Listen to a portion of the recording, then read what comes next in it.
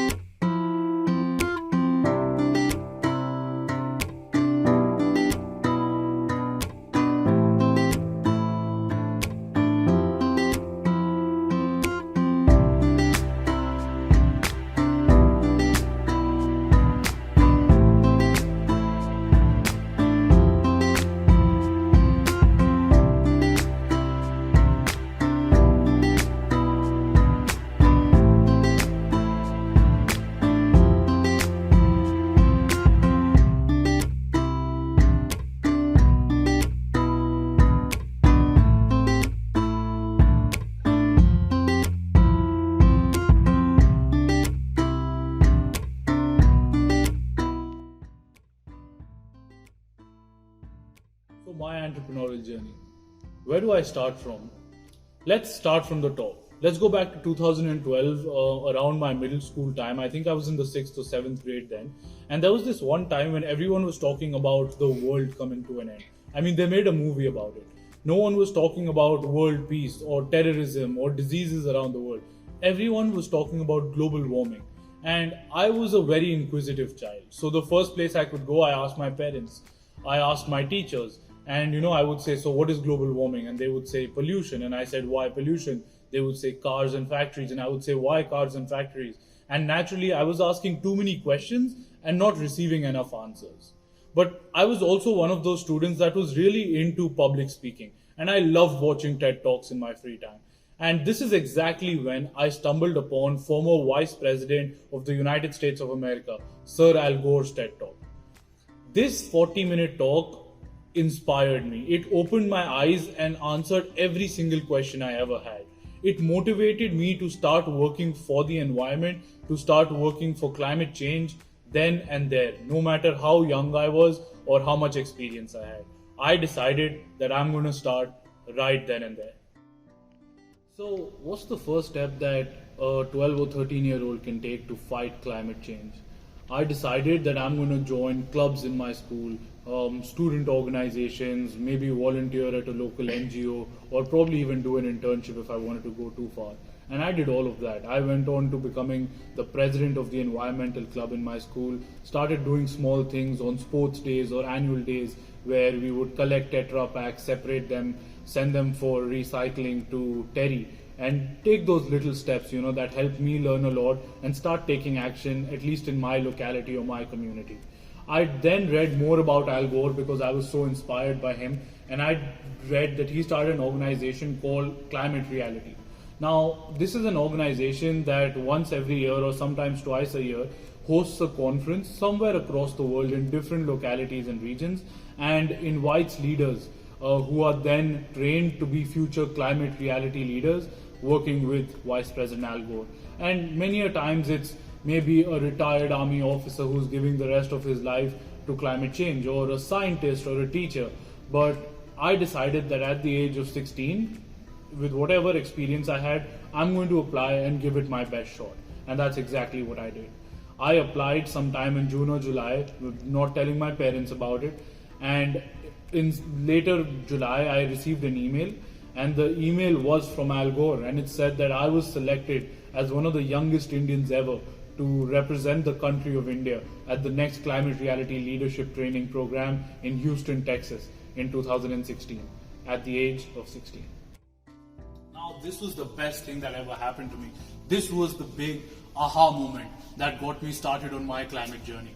After attending the 4-day amazing training camp in Houston, Texas, I learned so much, met such amazing people, and became one of India's youngest climate reality leaders. After that, my journey started off. I started giving presentations and speeches to my classes, to the classes that I was in, slowly to start giving to teachers, professors, faculty, alumni in the school. I then slowly moved on to giving numerous presentations in maybe a play school or sometimes even a college. I decided that climate change was not something that affected only students, and so I started giving presentations. One that was probably the most memorable one, to the Indian Army, where about 200 soldiers stood with me in my climate action journey. I presented to corporate organizations, CEOs, C-suite executives, and literally any opportunity that I got to spread awareness, to talk about climate change and how we can work on it. This motivated me to start doing more and more. And other organizations got to know about me. I then worked with another organization on water conservation. I worked with them on restoring bore wells and helping them with that. And fast forward a couple of months, I've already worked on climate change, global warming, cleaning polluted water, water conservation, and even with an organization on human rights. This was the big time for me. In 2017, I believe was the biggest year of my life. I was invited for three big things. First, I was invited to the United Nations for something called the Youth Assembly, where young leaders like myself from all around the world working on different causes in their localities and communities were selected. There was an organization partnering with the UN there called Global Young Voices, which had a competition where you shared your story and your work with them. When I reached New York and the United Nations, I met with the CEO of the company, and she told me that they received thousands of applications, and I was selected as the winner, which gave me the tremendous opportunity to present a speech about my work to all of the amazing young people at the United Nations headquarters in New York. This opened my eyes. After the speech, I had so many young people come to me, my age, that were telling me about the work they have done, sharing their interest in working with me. And this was a light bulb moment for me. This is when I got the idea, which was sort of a brainchild of mine for the past few years. This was the big light bulb that went off in my head when I decided, why not start an organization that works on the 17 Sustainable Development Goals by the United Nations, but solely with young people around the world. Now you may ask me, why young people only? Why not older people? One of the coolest things about young people is that they love innovation. They love challenging stereotypes, conventional ideas. They love using their mind, which is their biggest gift, the fact that they have a free mind. Take some time and think back to that part of your childhood when you asked too many questions to your parents. They could be stupid questions that made your parents either laugh, or if you asked way too many questions, you'd probably even get shouted at. Questions like, why is India called India? Why are tires round? Who invented the table? And why is blue blue? These questions sound stupid, sound funny when you're a child. But eventually when you think about it, why is India called India? Why is the color blue blue? And who actually invented the tires? It is this mind of freedom, of not accepting everything around you, but questioning everything around you, that makes young people so unique and such inspiring change makers. And that is why I believe this organization that I wanted to start with young people could create some of the most innovative solutions for global problems, maybe even something like the pandemic that we're in right now. Now, putting all of these pieces together, the youth, sustainable development, the 17 goals by the UN, working only with young people and expanding across the world, I finally created the Such Foundation. Now, why the name Such, you may ask me? I knew from a long time that I wanted to start my own organization and be an entrepreneur. And I also knew that when I started my first venture, it would be named after my parents. So my father's name, Colonel Sandeep Sharma, S.A. from Sandeep, and my mother's name, Mrs. Chavi Sharma, C-double-H, comes together as S-A-C-double-H, the Such Foundation. The second reason for the name is that Such in our language means truth. And through my organization, I want to highlight the simple truths that everyone knows but chooses to ignore. Truths like, if you cut down all the trees to build more and more buildings, there will come a day when our planet runs out of oxygen and our human race can't survive. These are simple facts that everyone knows but chooses to ignore. And so I decided to name an organization Truth, so that we could bring these out to the human race. Once I launched the organization, I just didn't stop. I started expanding from Bangalore to the neighboring cities and rural areas within the state of Karnataka, eventually to southern India, northern India, western India, eastern India.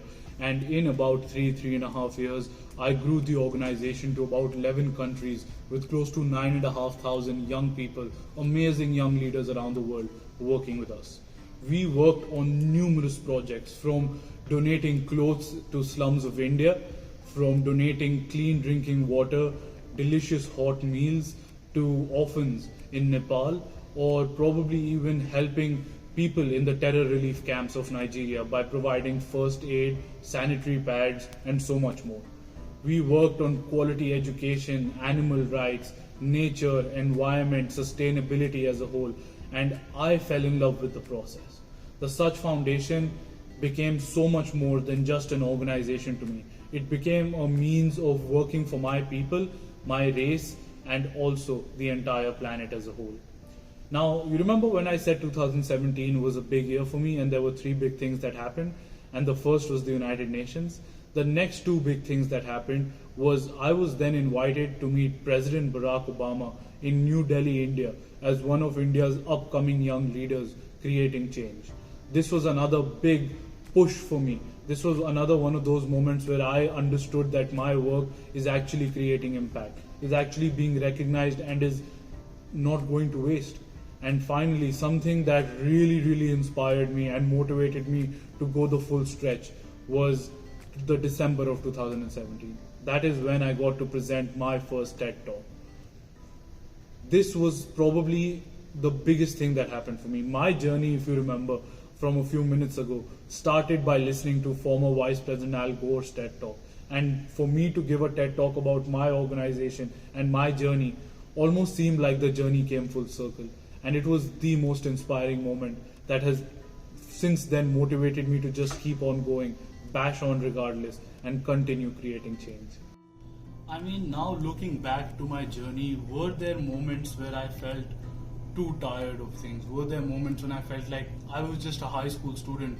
What can I barely ever do? Were there moments where I felt defeated, felt a little too challenged, felt like everything was failing around me? I mean, yes, there were.